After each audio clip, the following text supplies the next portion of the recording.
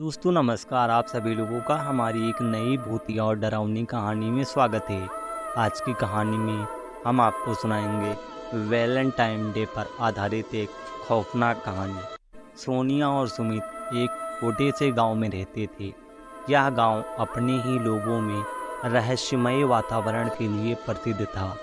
एक दिन जब सोनिया अपने घर के पास पुराने मंदिर में घूम रही थी, वह एक विचित्र और भूतिया दृश्य को महसूस कर रही थी। वहाँ एक पुराने पत्थर के शक्ल में बैठी हुई एक लड़का उसको देख रहा था। सोनिया उस लड़के के पास जाकर पूछी, तुम कौन हो और कहाँ से आए हो और क्या कर रहे हो? लड़का मुस्कुराया और बोला, मैं सुमित हूँ, तुम्हारा सहायक। मैं यहाँ तुम्हें एक राजा का संदेश सुनाने आया हूँ। सोनिया हैरान होकर पूछती, कौन सा संदेश? सुमित ने कहा, राजा ने मुझे तुम्हें एक खोजने की चुनौती दी है। तुम्हें एक स्पेशल चीज़ खोजना है जो इस गांव में छुपी हुई है। सोनिया ने मुस्कुराया और कहा, मुझे यह खोजने में बड़ा मज़ा आएगा। इस खोज में सोनिया और सुमित के गांव के अलग अलग कोनों में जाकर खोजना शुरू किया।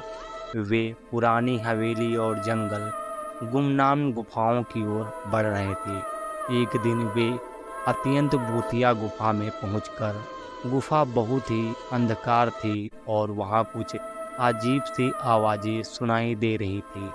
सोनिया ने सुमित से कहा, यहाँ कुछ अजीब है, हमें देखना चाहिए। दोनों गुफा के अंदर चले गए और वहाँ उन्हें एक पुरानी चेस बोर्ड और एक पत्थर की मूर्ति नजर आई।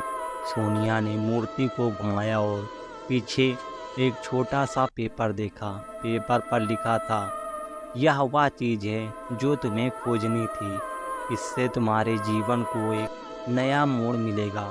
सुमित और सोनिया ने एक दूसरे को देखा और हंसते हुए बोले, यह कैसा राजा है जो हमें इतनी भूतिया चीज़ खोजने को कह रहा था।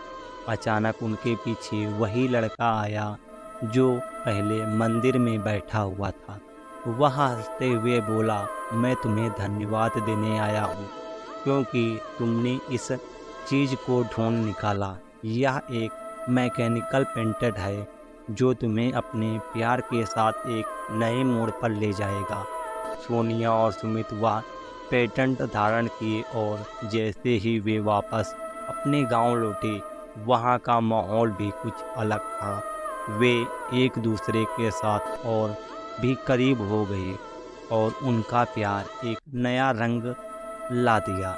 इस तरह से भूतिया गुफा ने उनके जीवन को एक नई सफलता की ऊंचाइयों तक पहुंचाया और वे एक दूसरे के साथ अपना वैलेंटाइन डे मनाने लगी।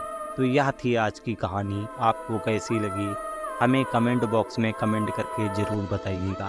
तब तक के जय हिंद, वंदे मातरम।